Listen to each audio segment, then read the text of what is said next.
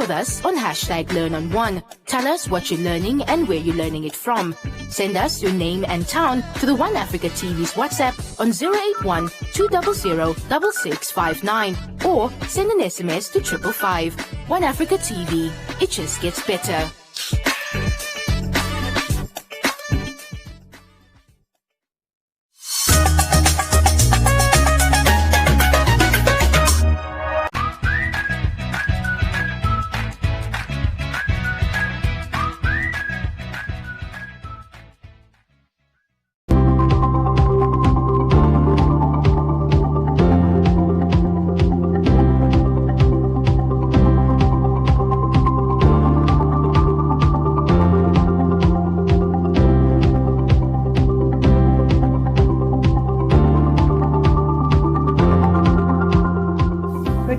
We start today with the economic lesson of 1.3 in your syllabus of the NSEC Economic Ordinary Syllabus. Okay, 1.3 is about specialization, and we will specifically look into division of labor. Okay, the first which we are going to look at is what is specialization. If I use the word in economics, what does that mean? They say this idea was started by Adam Smith.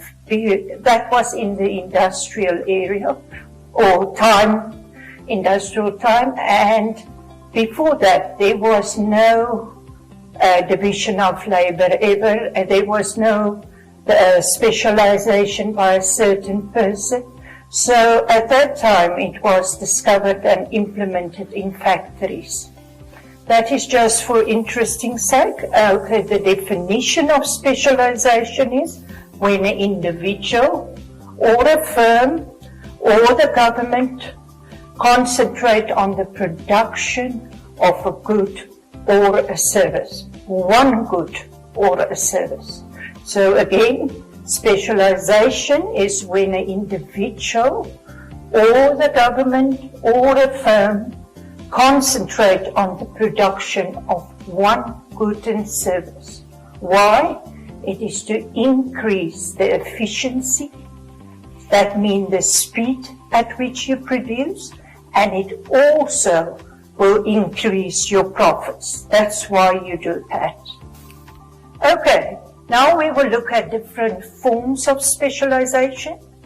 We get individuals that specialize, and that means like a doctor who become a specialist in what he is doing, and he become a gynecologist. That means he's only working with women. Or you get doctors that only work with children. So that individual specializes in one specific service that he offers. Okay, then you also get regional specialization, and it's for us very clear in Namibia, because in the southern region, most of the farmers farm with sheep. If you go to the northern region, most of the farmers farm with cattle. And if you see on our western regions, there's lots of mining. So you can see each region specialize in different goods or services that they mainly produce. They concentrate on that. Okay, then we get firms that specialize. So you get a certain firm that is, for example, a bakery, but the only thing they bake is wedding cakes. Then this business specialize in the production of wedding cakes. Go back to the definition, and there you will see they concentrate on the production of one good and service. Okay, and then we get also industries that specialize. So if you put a lot of firms together that produce exactly the same thing, say, for example, shoes, then it becomes a shoe industry. But all that firms is part of one industry which they call the shoe industry. So that industry then concentrate on shoes. Okay, then we also get countries that specialize. And later on in the syllabus, when we do international trade, then we will come back to this and decide which country will concentrate on which product. The product that you concentrate on, you will produce and export then to the country with which you have this trade relation. So, for example, between Namibia and Botswana, both are farming with cattle and both have diamonds. So who will concentrate on mainly producing diamonds and who will concentrate on mainly producing cattle? If you can do that, then you know it will improve the efficiency of both countries, and it will also improve the profits that they can earn out of the production of the products that they produce. Okay, the last point of specialization is division of labor. We will look at division of labor, but this has to do with the production process of a certain product that you produce. You divide this production process into different units. This different units is all manned by a human or by a machine. And you, as a person, just concentrate on one task then. And we will look at that, how that improves the standard of living. And not only that, but specifically, not the efficiency of this firm, how much they can produce, if you compare it before specialization. So how did the speed of production increase, and then also how it affects the cost of the production and the profits of the firm. So you can do a group work session where you work 3 or 4 together in a group, and tell me, what do you think? Why will countries feel that it's good for them to specialize in a certain product and build up a relation with other countries? So you can see here on the PowerPoint, they say, why do you think countries want to specialize in the production of a good that they produce at the lowest cost and at the highest speed, and then export it to other countries? Why will a country want to do that? So you can sit and think a bit about this, and at least 10 to 15 minutes is required, and just try to get 4 points why you think a country wants to do that.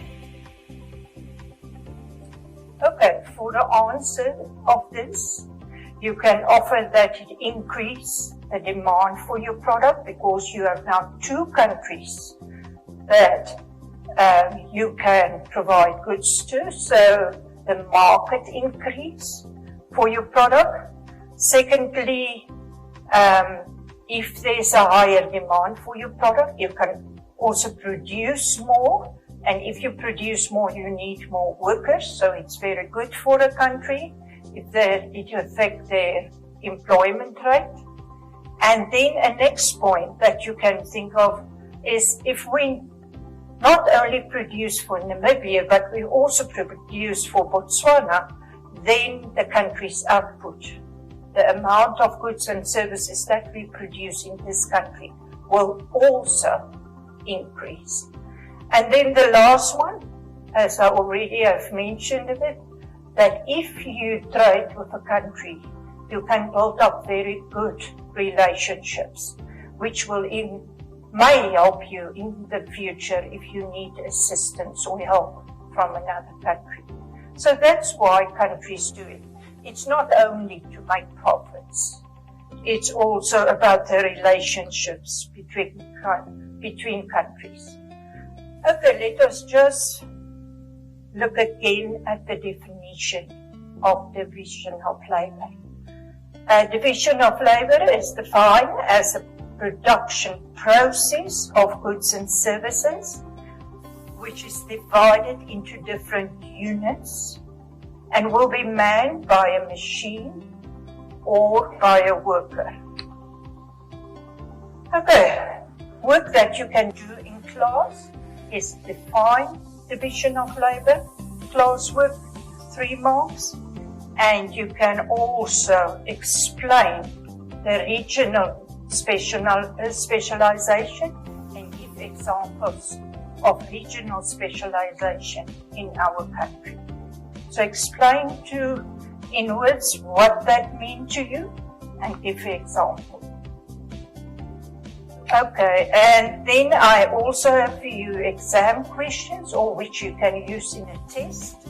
The first one is explain the meaning of division of labor, also normally 3 marks allocated to that. And then they say describe specialization and add examples to it. Then if it's 8 marks, you can choose any 4 of this and you can explain all 4 of them and put a good explanation with the example will then give you 8 marks.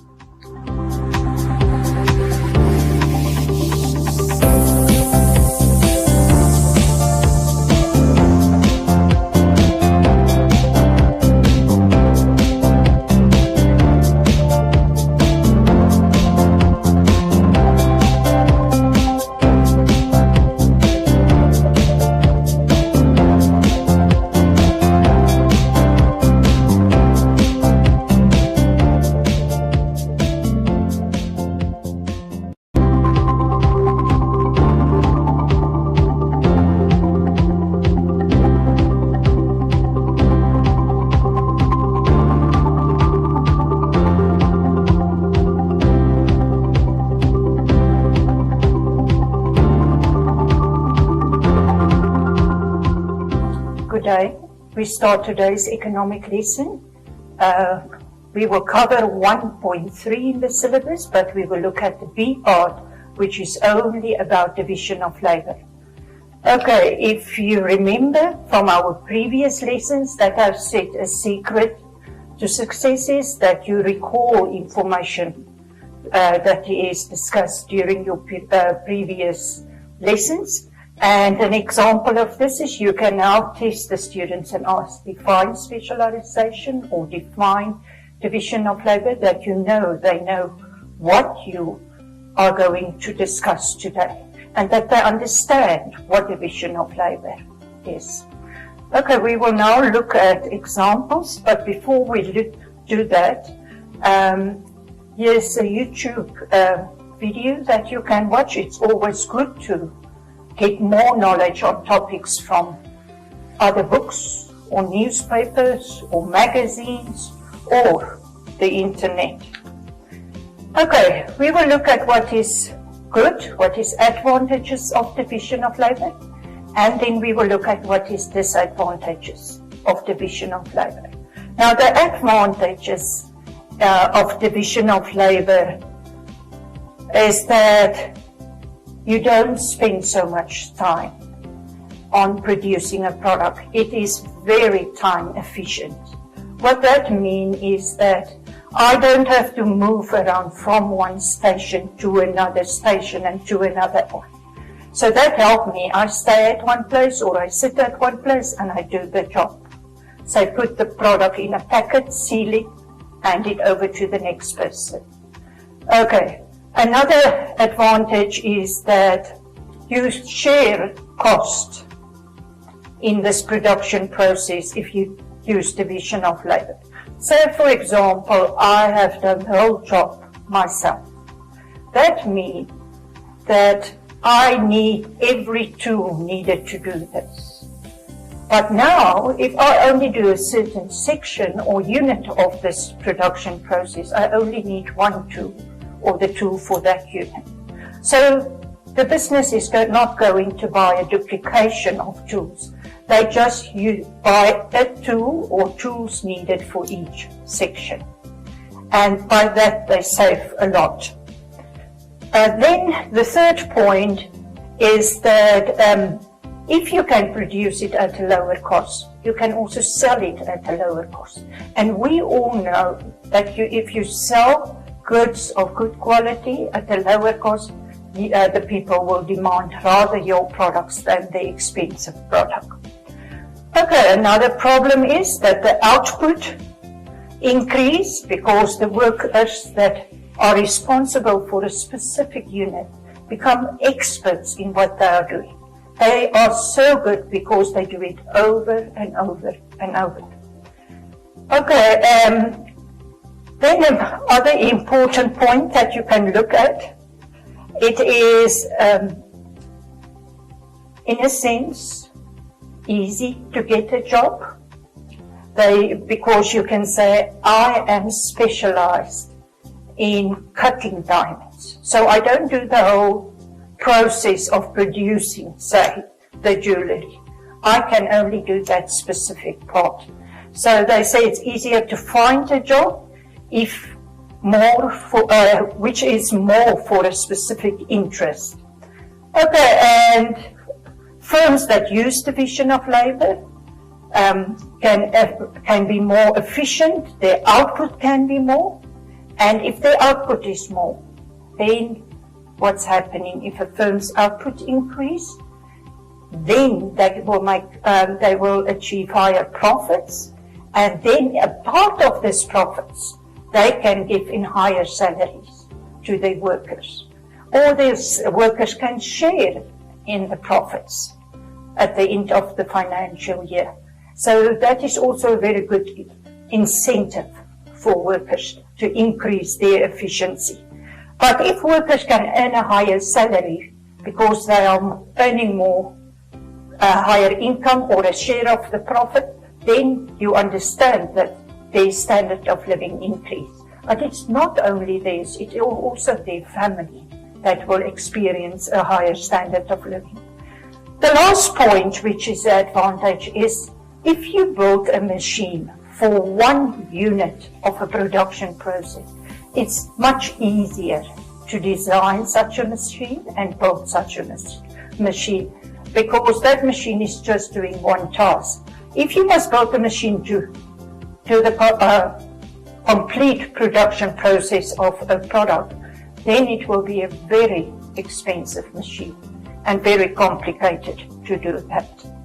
So you can see in this you will have at least 8 advantages that you can offer if you get a question like this.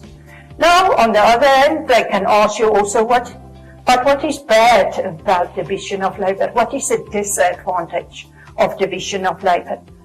They say if people do division, or if they are responsible for one unit of a production process or involved in division of labor, they, as we have said, redo the same job over and over, and they may get bored.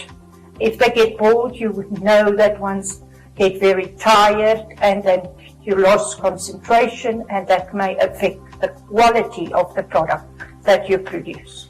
Another disadvantage is if you lost a job, it is sometimes in a country like Namibia difficult to get that specific job that you are trained for, because perhaps there is just a need for 2 people that do that job in Namibia, and now you lost your job, and to get a job like that, it's not available in the country.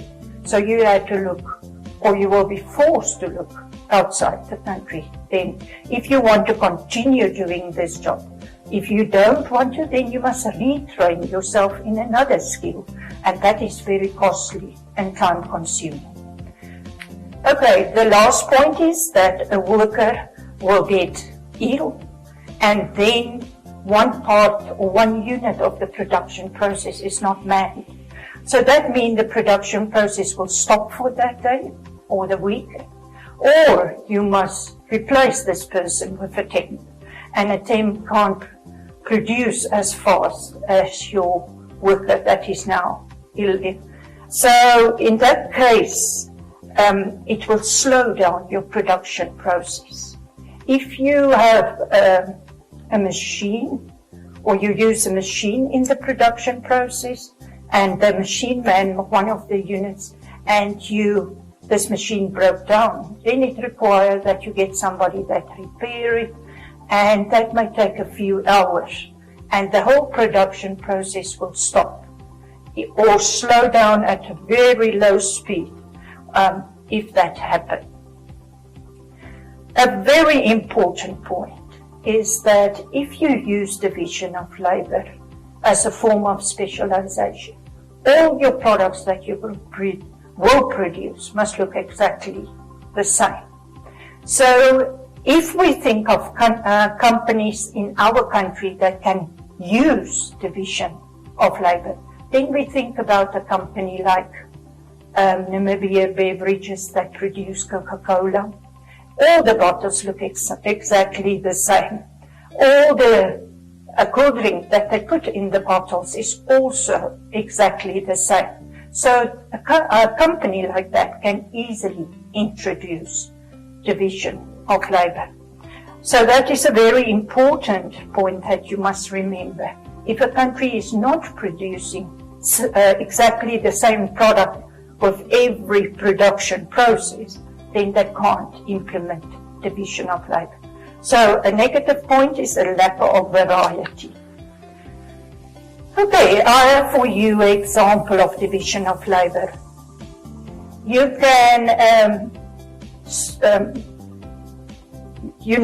we ask you to produce 120 sandwiches. You decide to use the division of labor in this production process.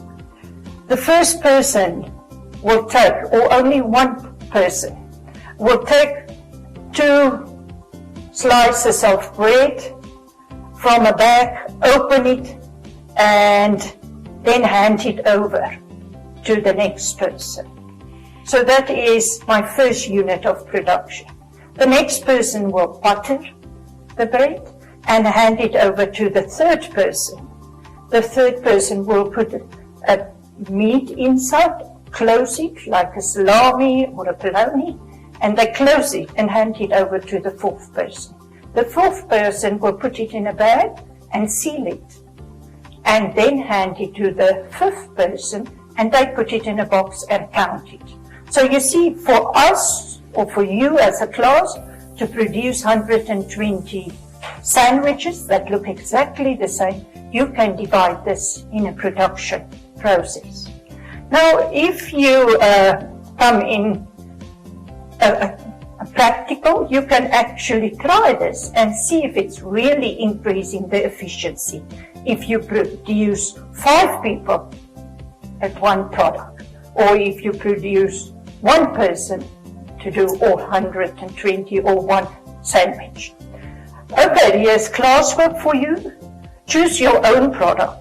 Not my sandwiches, your own product that you want to produce, like for example, tracksuits or a school jacket or whatever it might be that you want to produce, and then divide your product, the production of your product, into different tasks. For that you can also mention to me if you say, for example, want to do toasted sandwiches, then you will at one point have a toaster available, and that is a machine that man 1 unit.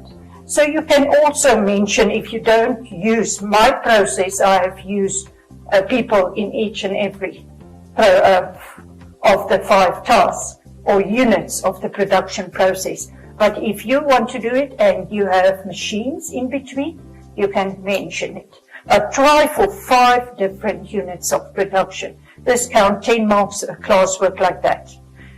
Okay, and then we will look at the limitations of division of labor. As I've already said, you can't implement it if you have a jewelry, that each and every product that you design look different. Then you can't implement it. You can also not implement it if your market is not big enough. That means the people that demand your product. So that is already 2 problems. So the third problem is that you must have labor available that you know that can do the specific task, or they must be available that you can train them to do the specific task. So labor can be a problem. And then they also said that division of, not division of labor, money, and how you can use money also, and the availability of money can sometimes prevent you of implementing division of labor. So it is very important that you realize that.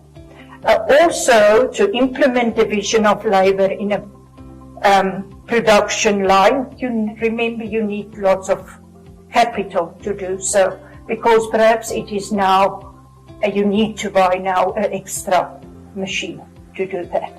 The last point is that transport available to get all these products that you produce to your clients, that is a need. You can't produce all these products if you don't know how you will get it to your clients. Okay, we just look at a homework that you can do. You can ask the meaning of division of labor. You can, for 3 marks, discuss why a jewelry shop that produce exclusive jewelry pieces can't implement division of labor in their production process, and that you can do for 6 marks. Exam question or test questions can also be, what is the benefits that a division of labor will bring for a business like KFC if they produce chicken burgers and they implement division of labor? That you can do for 6 marks. Look at the advantages for division of labor for KFC. And then number B, help the management of KFC to decide his production, how he will divide his production process if he must produce burgers. And that can also bring 8 marks for you. Okay, at this point we have finished with 1.3. 1.3 in the lesson number 8, we have done specialization, different forms of specialization.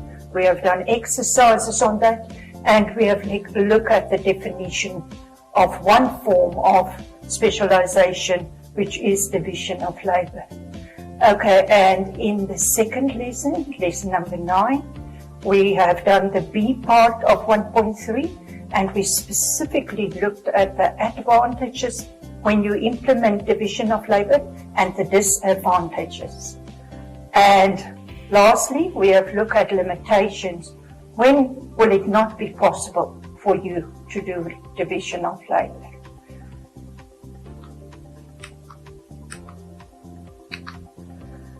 You can do a group work exercise where you test your efficiency of the production process. You can do the example of sandwiches and let one person produce the 2 sandwiches, and then you put the 5 people in the production process and you let them produce 10 sandwiches. And in each time you calculate the time that the one person took to produce 2 sandwiches and the 5 people used to produce 10 sandwiches. And you divide it, that you see what is the time per one sandwich spent when one person produces it, and the time for one sandwich spent when 5 people produce it.